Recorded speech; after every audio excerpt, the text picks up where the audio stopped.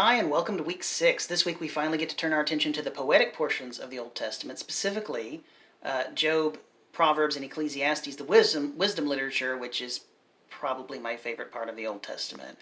Now, Arnold does a great job of setting the Hebrew wisdom literature in its ancient Near Eastern setting in chapter 17, so we're not going to do anything redundant there. Instead, what we're going to do is we're going to focus our attention on literary and theological themes in the wisdom literature, and on productive reading strategies, how to read them well.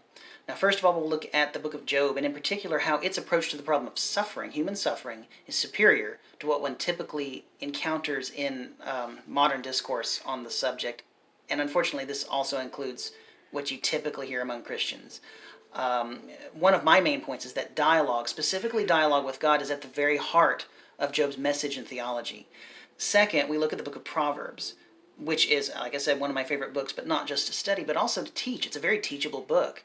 Unfortunately, though, the nature of the book of Proverbs, that it's a collection of many little bitty sayings, makes it so that to go much deeper than a very brief introduction would require in-depth exegetical studies that really are beyond the scope of this course.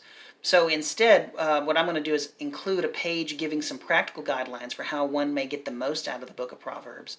And my hope is that these guidelines will also help you when you teach from the book of Proverbs. I've also included an example of a lesson I once taught my church on Proverbs 10:26 to illustrate those guidelines and other principles of good biblical exegesis. Now, if you find yourselves pressed for time this week, that's one that you could skip.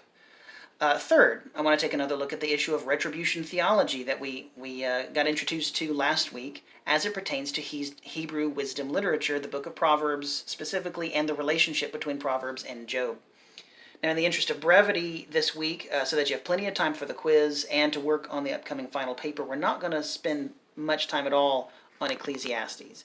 Instead, Ecclesiastes is really well worth an entire week by itself, but we just don't have the time to cover it. So I feel that the most important thing I can say to you concerns the phenomenon of the unreliable narrator and how it affects our reading of Ecclesiastes.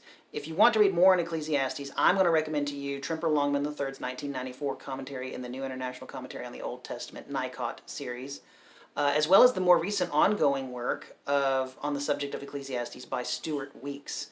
Now, if you're willing to read academic monologues, check out his book Ecclesiastes and Skepticism, and I've linked to it below, or look up his articles on JSTOR. I heard a paper presented by Weeks several years ago, and his insight into the text is profound, extremely helpful, and his language is accessible.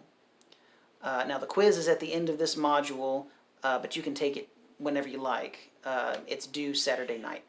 All right, have a great week.